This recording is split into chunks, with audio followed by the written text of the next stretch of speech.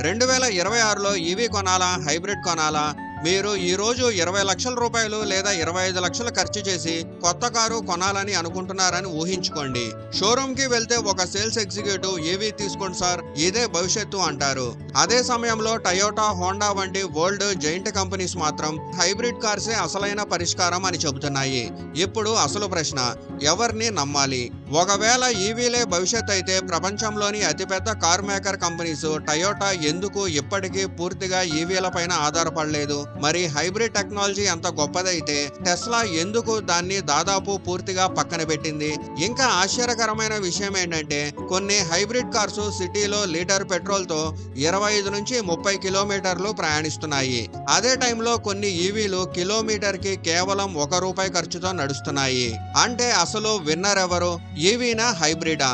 లేక మనకు మార్కెటింగ్ ద్వారా అమ్ముతున్న కథ ఒకటి, నిజం ఇంకొకటి. అందుకే ఈ రోజు హైబ్రిడ్ కార్ల ప్రపంచాన్ని పూర్తిగా అర్థం చేసుకుందాం. హైబ్రిడ్ అంటే ఏమిటి? అది ఎలా పనిచేస్తుంది? ఎందుకు టయోటా హైబ్రిడ్ల పైన అంత నమ్మకం పెడుతుంది? ఎందుకు టెస్లా మాత్రం పూర్తిగా ఈవీల మీద దృష్టి పెట్టింది? హైబ్రిడ్ నిజంగా ఫ్యూయల్ ని సేవ్ చేస్తుందా? ఈవీ కంటే హైబ్రిడ్ కొనడం తెలివైన నిర్ణయమా? ముఖ్యంగా 2026లో మీరు కొత్త కారు కొనాలనుకుంటే మీకు సరైన ఆప్షన్ ఏది? ఈ వీడియో పూర్తయ్యే టయానికి కేవలం ఈవీ మరియు హైబ్రిడ్ మధ్య తేడా మాత్రమే కాదు, మీ డబ్బుకి నిజంగా వాల్యూ ఇచ్చే టెక్నాలజీ ఏదో కూడా మీకు క్లియర్ గా అర్థమవుతుంది. ముందుగా హైబ్రిడ్ అంటే ఏమిటో తెలుసుకోవాలి. చాలా మంది హైబ్రిడ్ అంటే చిన్న బ్యాటరీ ఉన్న ఈవీ అని అనుకుంటారు, కానీ అది పూర్తిగా సరైన డెఫినిషన్ కాదు. హైబ్రిడ్ అనేది ఈవీ కూడా కాదు, సాధారణ పెట్రోల్ కార్ కూడా కాదు. నిజానికి ఇది ఈ రెండు ప్రపంచాల మధ్య ఉన్న ఒక తెలివైన కాంప్రమైజ్. ఒకవైపు పెట్రోల్ ఇంజన్ అందించే స్వేచ్ఛ, మరోవైపు ఎలక్ట్రిక్ మోటార్ అందించే కెపాసిటీ. ఈ రెండిటిని ఒకే కారులో కలపడానికి చేసిన ప్రయత్నమే హైబ్రిడ్ టెక్నాలజీ. ఒక హైబ్రిడ్ కారులో 3 మెయిన్ పార్ట్స్ ఉంటాయి. ఒకటి పెట్రోల్ ఇంజన్, ఒకటి ఎలక్ట్రిక్ మోటార్, ఒకటి బ్యాటరీ. కానీ ఇక్కడే చాలా మంది తప్పుగా అర్థం చేసుకుంటారు.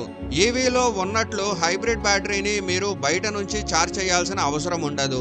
కారు నడుస్తున్నప్పుడు ఇంజను మరియు రీజనరేటివ్ బ్రేకింగ్ సిస్టమ్ బ్యాటరీని స్వయంగా ఛార్జ్ చేస్తుంటాయి.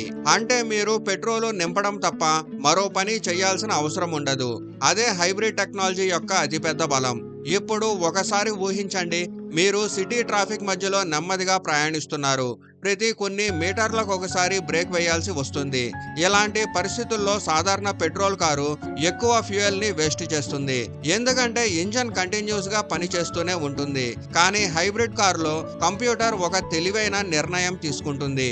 ఇప్పుడు ఇంజన్ అవసరం లేదు అని భావించి దాన్ని ఆఫ్ చేస్తుంది.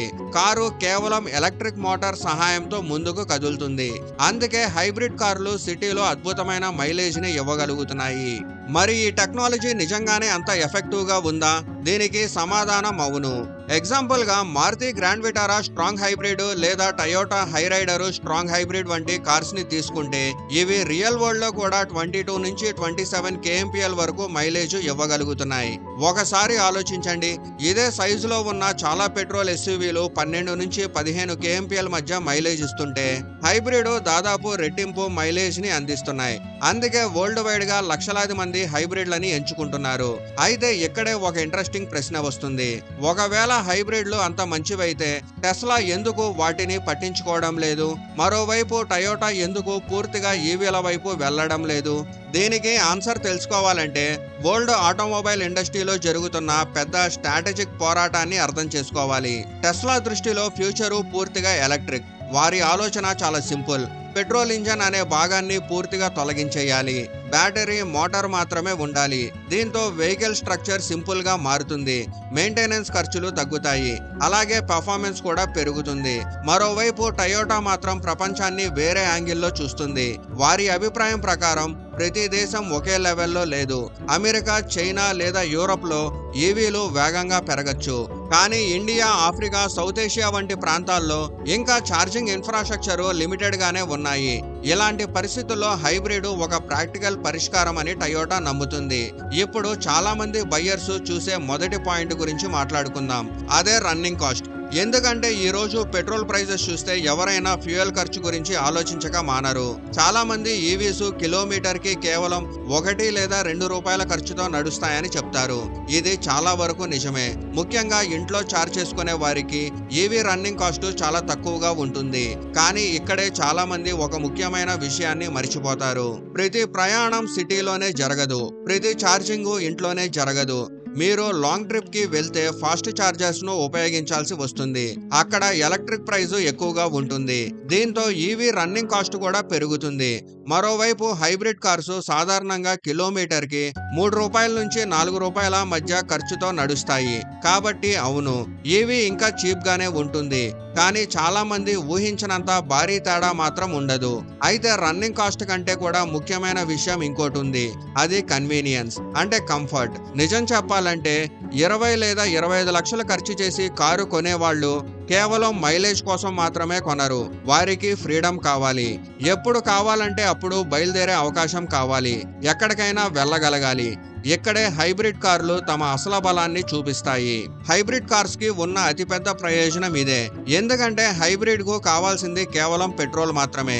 దేశంలో లక్షలాది మంది ప్రజలు ఇప్పటికే పెట్రోల్ కార్స్ ని ఎలా ఉపయోగిస్తారో అదే విధంగా హైబ్రిడ్ ని కూడా ఉపయోగించవచ్చు. మీరు ఒక చిన్న గ్రామంలో ఉన్న, ఒక పెద్ద సిటీలో ఉన్న, రాత్రి 2 గంటలకు ప్రయాణిస్తున్న, హైవే మధ్యలో ఉన్న దగ్గరలోని పెట్రోల్ బంక్ కి వెళ్లి 5 నిమిషాల్లో ట్యాంక్ నింపి మళ్ళీ ప్రయాణం కంటిన్యూ చేయొచ్చు. ఎలాంటి ప్లానింగ్ అవసరం లేదు. ఎలాంటి రేంజ్ యాంగ్జైటీ ఉండదు. ఎలాంటి ఛార్జింగ్ స్టేషన్ కోసం వెతకాల్సిన అవసరం లేదు. మరోవైపు ఈవీల పరిస్థితి కొంచెం డిఫరెంట్ గా ఉంటుంది. అవును, ఇండియాలో ఛార్జింగ్ నెట్వర్క్ వేగంగా అభివృద్ధి చెందుతుంది. ప్రతి నెల కొత్త ఛార్జింగ్ స్టేషన్స్ వస్తున్నాయి. కానీ ఇప్పటికీ అది పెట్రోల్ బంకుల లెవెల్కి చేరుకోలేదు. ముఖ్యంగా టైర్ 2, టైర్ 3 సిటీస్ లేదా గ్రామీణ ప్రాంతాల పరిస్థితి ఇంకా ఛాలెంజింగ్ గా ఉంటుంది. అందుకే మీరు రెగ్యులర్ గా లాంగ్ డ్రైవ్స్ చేస్తుంటే, బిజినెస్ ట్రావెల్స్ ఎక్కువగా ఉంటే, లేదా ముందుగా ప్లాన్ చేయకుండా ప్రయాణించే అలవాటు ఉంటే హైబ్రిడ్ మీ లైఫ్ ని చాలా ఈజీ చేస్తుంది. అందుకే కన్వీనియన్స్ మరియు డిపెండబిలిటీ విభాగంలో హైబ్రిడ్ క్లియర్ విన్నర్ గా ఉంటుంది. ఎందుకంటే టెక్నాలజీ ఎంత గొప్పదైనా అది రోజువారీ లైఫ్ లో కంఫర్ట్ ని తగ్గిస్తే చాలా మంది యూజర్స్ దాన్ని పూర్తిగా యాక్సెప్ట్ చేయరు. ఇక్కడ హైబ్రిడ్ ఇప్పటికీ చాలా మందికి సేఫ్ ఆప్షన్ గా కనిపిస్తుంది. అయితే ఇప్పుడు మనం పూర్తి ఆపోజిట్ గా ఒక భాగానికి వెళ్తున్నాం. అదే పర్ఫార్మెన్స్. ఇక్కడ పరిస్థితి హైబ్రిడ్లకు అంత అనుకూలంగా ఉండదు. నిజం చెప్పాలంటే పర్ఫార్మెన్స్ విషయంలో ఈవీలు గేమ్ ని పూర్తిగా మార్చేశాయి. కొన్ని సంవత్సరాల క్రితం వరకు ప్రజలు ఎలక్ట్రిక్ కార్లంటే స్లోగా నడిచే ఎన్విరాన్మెంటల్ ఫ్రెండ్లీ వెహికల్స్ మాత్రమే అనుకునేవాళ్ళు. కానీ టెస్లా ప్రపంచానికి ఒక పెద్ద షాక్ ఇచ్చింది. ఎలక్ట్రిక్ కార్స్ కేవలం పర్యావరణం కోసం కాదు, ప్రపంచంలోనే అత్యంత వేగవంతమైన కార్లుగా కూడా మారగలవని నిరూపించింది. ఎలక్ట్రిక్ మోటార్స్ లో ఉన్న అతిపెద్ద బలం ఇన్స్టాంట్ టార్క్. ఒక పెట్రోల్ ఇంజన్ తన పూర్తి పవర్ ని ఇవ్వాలంటే ఆర్పిఎంస్ పెరగాలి, గేర్లు మార్చాలి, ఇంజన్ తన పవర్ బ్యాండ్ లోకి రావాలి. కానీ ఎలక్ట్రిక్ మోటార్ కు అలాంటి లిమిటేషన్స్ ఉండవు. మీరు యాక్సెలరేటర్ నొక్కిన క్షణంలోనే దాని మాక్సిమం టార్క్ అందుబాటులోకి వస్తుంది. అందుకే ఈవీస్ స్టాండర్డ్ స్టేజ్ నుంచి ఒక్కసారిగా దూసుకుపోతాయి. అదే కారణంగా టెస్లా మోడల్ 3 లాంటి కార్స్ ఫెరారీ, ల్యాంబోర్గిని వంటి సూపర్ కార్స్ తో కూడా పోటీ పడగలుగుతున్నాయి. ఇప్పుడు ఇండియాని చూస్తే కూడా ఇదే ట్రెండ్ కనిపిస్తుంది. మహేంద్ర XEV 9e దాదాపు 282 bhp పవర్ ని అందిస్తుంది. హ్యారియర్ EV 390 bh కు పైగా పవర్ ని అందిస్తుంది. BYD C-Line 7 అయితే 500 bhp మార్కును కూడా దాటేసింది. కొన్ని సంవత్సరాల క్రితం ఇలాంటి పవర్ కావాలంటే BMW, ఆడి లేదా మెర్సిడీస్ లాంటి లగ్జరీ బ్రాండ్స్ దగ్గరకు వెళ్లాల్సి వచ్చేది. కానీ ఇప్పుడు ఈవీలు ఆ లెవెల్ పర్ఫార్మెన్స్ ని చాలా తక్కువ ప్రైస్ లో అందిస్తున్నాయి. హైబ్రిడ్లు కూడా సాధారణ పెట్రోల్ కార్స్ కంటే బెటర్ పర్ఫార్మెన్స్ ని అందిస్తాయి. ఎందుకంటే ఇంజన్ కు ఎలక్ట్రిక్ మోటార్ సహాయం చేస్తుంది. కానీ ఈవీలతో పోలిస్తే ఆ తేడా చాలా క్లియర్ గా కనిపిస్తుంది. అందుకే పర్ఫార్మెన్స్ డిపార్ట్మెంట్ లో ఈవీలు క్లియర్ విన్నర్స్. అయితే కేవలం పర్ఫార్మెన్స్ మాత్రమే కాదు, టెక్నాలజీ మరియు అపీల్ విషయంలో కూడా ఈవీలు చాలా బలంగా నిలుస్తాయి. ఎందుకంటే ఈ రోజు చాలా మంది యంగ్ జనరేషన్ కారుని కేవలం ట్రావెల్ చేసే ప్రోడక్ట్ గా చూడడం లేదు. వాళ్ళు దాన్ని ఒక టెక్ గ్యాడ్జెట్ లా చూస్తున్నారు. ఒక స్మార్ట్ ఫోన్ అప్గ్రేడ్ తీసుకున్నట్లు కొత్త కారు కొనాలనుకుంటున్నారు. అందుకే కంపెనీస్ ఈవీలో భారీ స్క్రీన్లు, AI features, over the air updates, connected car technology, panoramic glass roofs, ADAS వంటి అడ్వాన్స్డ్ ఫీచర్స్ ని ఇస్తున్నాయి. మహేంద్ర XUV 9eలో కనిపించే triple screen setup, BYD cars లో కనిపించే ఫ్యూచరిస్టిక్ క్యాబిన్, టెస్లాలో ఉండే సాఫ్ట్వేర్ ఎక్స్పీరియన్స్, ఇవన్నీ ఈవీలను కేవలం కార్లుగా కాకుండా ఒక ఫ్యూచర్ టెక్నాలజీ ప్రొడక్ట్ గా మార్చేశాయి. అందుకే యూత్ లో ఈవీల అట్రాక్షన్ చాలా వేగంగా పెరుగుతుంది. కానీ ఇప్పుడు మనం చాలా మంది కార్ బయ్యర్స్ అత్యంత ముఖ్యంగా భావించే పాయింట్ గురించి మాట్లాడాలి. అదే రిలయబిలిటీ. ఎందుకంటే మీరు 20 లక్షలు, 30 లక్షలు లేదా అంతకంటే ఎక్కువ డబ్బు ఖర్చు చేసి ఒక కార్ని కొనుగోలు చేసిన తర్వాత ప్రతిరోజు ఎలాంటి సమస్యలు లేకుండా పనిచేయాలి. మీకు సర్వీస్ సెంటర్ చుట్టూ తిరిగే పరిస్థితి రాకూడదు. ఇక్కడే హైబ్రిడ్ కార్స్ ఒక ఇంట్రెస్టింగ్ లీడ్ ని కలిగి ఉన్నాయి. పేపర్ పైన చూస్తే హైబ్రిడ్ టెక్నాలజీ చాలా కాంప్లికేటెడ్ గా కనిపిస్తుంది. ఎందుకంటే ఇందులో ఒక పూర్తి పెట్రోల్ ఇంజన్ ఉంటుంది, దానికి సంబంధించిన అన్ని మెకానికల్ పార్ట్స్ ఉంటాయి, అలాగే బ్యాటరీ ఉంటుంది, ఎలక్ట్రిక్ మోటార్ ఉంటుంది, ఈ రెండిటిని కోఆర్డినేషన్ చేసే సాఫ్ట్వేర్ ఉంటుంది. అంటే చూసేందుకు ఈవీ కంటే హైబ్రిడ్ లో ఎక్కువ పార్ట్స్ ఉన్నాయి. అందువల్ల చాలా మంది ఇది ఎక్కువగా పాడైపోతుందేమో అని అనుకోవచ్చు. కానీ రియల్ వరల్డ్ లో పరిస్థితి పూర్తిగా డిఫరెంట్ గా ఉంటుంది. దీనికి మెయిన్ కారణం టయోటా. ప్రపంచంలో మొట్టమొదటి మాస్ ప్రొడక్షన్ హైబ్రిడ్ కార్ అయిన ప్యూరుస్ ను టయోటా 1997లో మార్కెట్లోకి తీసుకొచ్చింది. అంటే దాదాపు 3 దశాబ్దాల ఎక్స్పీరియన్స్. ఈ 30 సంవత్సరాల్లో హైబ్రిడ్ టెక్నాలజీ అనేక టెస్టుల్ని ఎదుర్కొంది. లక్షలాది మంది యూజర్స్ ఉపయోగించారు, కోట్ల కిలోమీటర్లు ప్రయాణించారు. రిజల్ట్ గా ఈ రోజు హైబ్రిడ్ టెక్నాలజీ అత్యంత మెచ్యూరిటీ చెందిన స్టేజ్ కు చేరుకుంది. అందుకే ప్రపంచవ్యాప్తంగా ఇప్పటికీ లక్షల కిలోమీటర్లు ప్రయాణించిన ప్యూరిస్ హైబ్రిడ్లు ఇంకా రోడ్లపైన కనిపిస్తుంటాయి. మరోవైపు ఈవీలు ఇంకా ఒక వేగవంతమైన అభివృద్ధి స్టేజ్ లోనే ఉన్నాయి. ప్రతి సంవత్సరం కొత్త బ్యాటరీ టెక్నాలజీస్ వస్తున్నాయి, కొత్త ప్లాట్ఫామ్స్ వస్తున్నాయి, కొత్త కంపెనీస్ మార్కెట్లోకి వస్తున్నాయి. ఇది చాలా మంచి విషయమే. కానీ అదే టైంలో కొన్ని సమస్యలు కూడా తెస్తుంది. అప్పుడప్పుడు సాఫ్ట్వేర్ బగ్స్, ఛార్జింగ్ సమస్యలు, బ్యాటరీ పర్ఫార్మెన్స్ గురించి కంప్లైంట్స్ వినిపిస్తుంటాయి. ఇవి ఈవీలు చెడ్డవని కాదు, అవి ఇంకా అభివృద్ధి చెందుతున్న టెక్నాలజీ కాబట్టి. అందుకే రిలయబిలిటీ విషయంలో ప్రస్తుతం హైబ్రిడ్లకు కొద్దిగా ఎక్కువగా నమ్మకం ఉందని చెప్పొచ్చు. అయితే ఒక టెక్నాలజీ ఎంత గొప్పదైనా యూజర్స్ కి ఎంచుకోవడానికి సరిపడా మోడల్స్ లేకపోతే అది పెద్ద లెవెల్లో సక్సెస్ఫుల్ కావడం కష్టం. అందుకే ఇప్పుడు ఆప్షన్స్ అండ్ వెరైటీస్ గురించి మాట్లాడుకుందాం. నిజం చెప్పాలంటే హైబ్రిడ్ కార్స్ అతిపెద్ద బలహీనత ఇదే. ఇండియాలో హైబ్రిడ్ మార్కెట్ ఇప్పటికీ చాలా చిన్నది. Grand Vitara strong hybrid, Toyota Hyryder hybrid, Honda City, Innova Hycross hybrid, Invicto, Camry hybrid, main గా ఇవే పాపులర్ చాయిస్. ఒకసారి ఆలోచించండి, మీరు ఒక హ్యాష్ బ్యాక్ హైబ్రిడ్ కొనాలనుకుంటే దాదాపు ఆప్షన్స్ లేవు. కాంపాక్ట్ ఎస్యూవీ హైబ్రిడ్ కావాలనుకుంటే చాలా తక్కువ ఆప్షన్స్. బడ్జెట్ హైబ్రిడ్ కావాలంటే ఇంకా కష్టమే. అంటే హైబ్రిడ్ కావాలనుకునే యూజర్స్ కి ఆప్షన్స్ చాలా లిమిటెడ్ గా ఉన్నాయి. కానీ ఈవీల పరిస్థితి పూర్తిగా డిఫరెంట్ గా ఉంటుంది. 10 లక్షల రేంజ్ లో Tata punch EV, Tata Tiago EV ఉంది.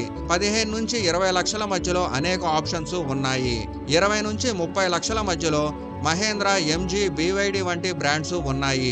ప్రీమియం సెగ్మెంట్ లో BMW, మెర్సిడీస్, వోల్వో వంటి కంపెనీస్ కూడా ఈవీలను అందిస్తున్నాయి. అంటే దాదాపు ప్రతి బడ్జెట్ కు, ప్రతి అవసరానికి, ప్రతి బాడీ స్టైల్ కు ఒక ఈవీ అందుబాటులో ఉంది. అందుకే ఆప్షన్స్ అండ్ వెరైటీ విభాగంలో ఈవీలు క్లియర్ విన్నర్స్. ఇప్పుడు మొత్తం స్కోర్స్ ని ఒకసారి చూద్దాం. రన్నింగ్ కాస్ట్ ఈవీలకు ఆధిపత్యం సాధిస్తాయి. కన్వీనియన్స్ అండ్ డిపెండబిలిటీ హైబ్రిడ్లకు ఆధిపత్యం సాధిస్తాయి. పర్ఫార్మెన్స్ ఈవీలకు ఆధిపత్యం సాధిస్తాయి. టెక్నాలజీ అండ్ అపీల్ ఈవీలకు ఆధిపత్యం సాధిస్తాయి.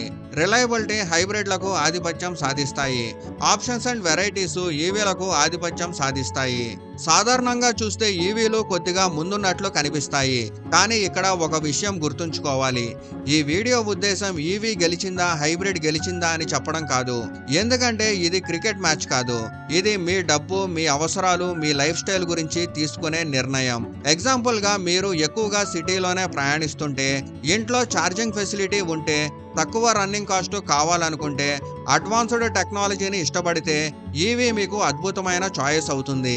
కానీ మీరు రెగ్యులర్గా లాంగ్ డ్రైవ్స్ చేస్తుంటే, ఎలాంటి ప్లానింగ్ లేకుండా ఎక్కడికైనా వెళ్లే స్వేచ్ఛ కావాలనుకుంటే, అలాగే లాంగ్ టర్మ్ రిలయబిలిటీకి ప్రయారిటీ ఇస్తే హైబ్రిడ్ మీకు మంచి ఆప్షన్ అవుతుంది. అందుకే ఈవీ వర్సెస్ హైబ్రిడ్ అనే చర్చకు ఒకే ఒక్క సరైన సమాధానం లేదు. సరైన సమాధానం మీ అవసరాల్లోనే ఉంది. ఫ్యూచర్లో ఈవీలు మరింత బలపడవచ్చు, ఛార్జింగ్ నెట్వర్క్ మరింత విస్తరించవచ్చు, బ్యాటరీ టెక్నాలజీ మరింత చీప్గా మారచ్చు. అదే టైంలో హైబ్రిడ్ టెక్నాలజీ కూడా ఇంకా అభివృద్ధి చెందుతుంది. కాబట్టి రాబోయే సంవత్సరాల్లో ఈ పోటీ మరింత ఇంట్రెస్టింగ్గా మారబోతుంది. కానీ 2026లో మీరు కొత్త కారు కొనాలనుకుంటే ట్రెండ్ను చూసి నిర్ణయం తీసుకోకండి. సోషల్ మీడియాలో ఎవరు ఏం చెప్తారో చూసి నిర్ణయం తీసుకోకండి. ముందుగా మీ డ్రైవింగ్ ప్యాటర్న్ను అర్థం చేసుకోండి, మీ బడ్జెట్ను అర్థం చేసుకోండి, మీ ప్రయాణ అవసరాలను అర్థం చేసుకోండి. ఆ తర్వాతే నిర్ణయం తీసుకోండి. ఎందుకంటే చివరికి గెలిచేది ఈవీ కాదు, హైబ్రిడ్ కాదు, మీ అవసరాలకు సరిపోయే సరైన ఎంపిక మాత్రమే. మీ అభిప్రాయం ప్రకారం 2026లో ఈవీ బెస్ట్ అనిపిస్తుందా లేక హైబ్రిడ్ బెస్ట్ అనిపిస్తుందా? కామెంట్లో తప్పకుండా చెప్పండి.